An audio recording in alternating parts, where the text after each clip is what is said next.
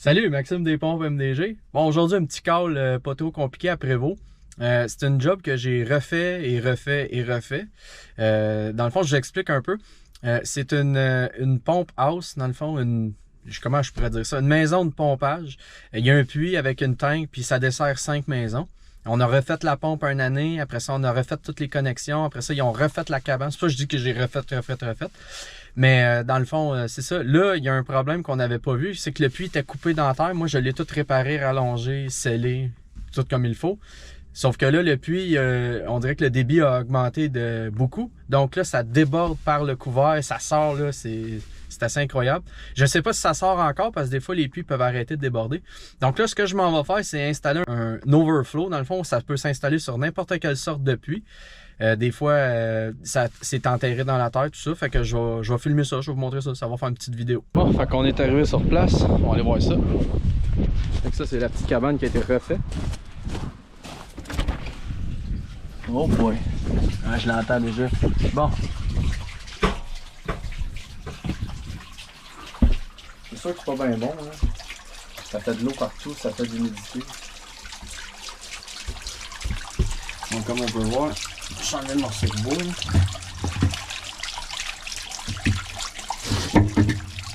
L'eau sort complètement du puits. Fait que ce qu'on va faire, c'est qu'on va venir percer un petit trou ici. Faire un beau trou. Après ça, on va mettre un adapteur spécial. On va venir mettre un overflow qui va s'en aller vers le drain. Parce que ce qui arrive, c'est que ça va ici en dessous. Il y avait un ancien drain là en dessous de la tank. Puis d'après moi, l'eau elle s'en va là. Mais c'est vraiment pas bon. Hein. C'est ça. On va réparer ça. Je vais filmer le processus. Puis je reviens avec ça après.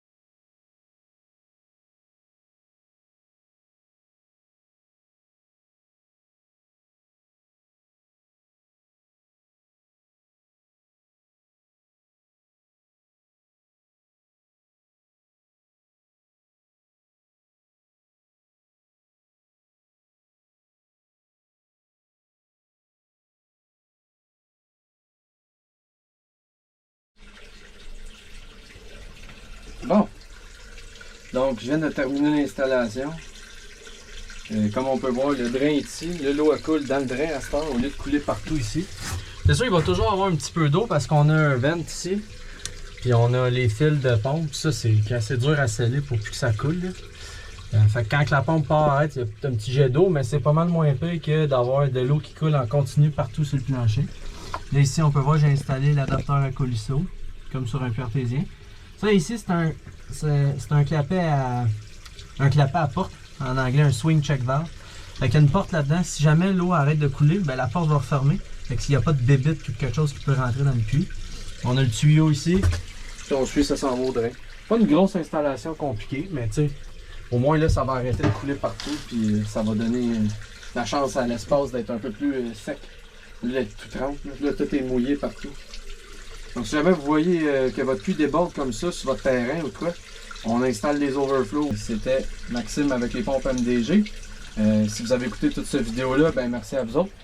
Pensez à vous abonner, pensez à envoyer un j'aime ou un like en bas de sa vidéo. Si vous voulez commenter, c'est bien apprécié aussi. 450-275-1304. On a une boutique en ligne aussi, si vous voulez nous encourager. Merci.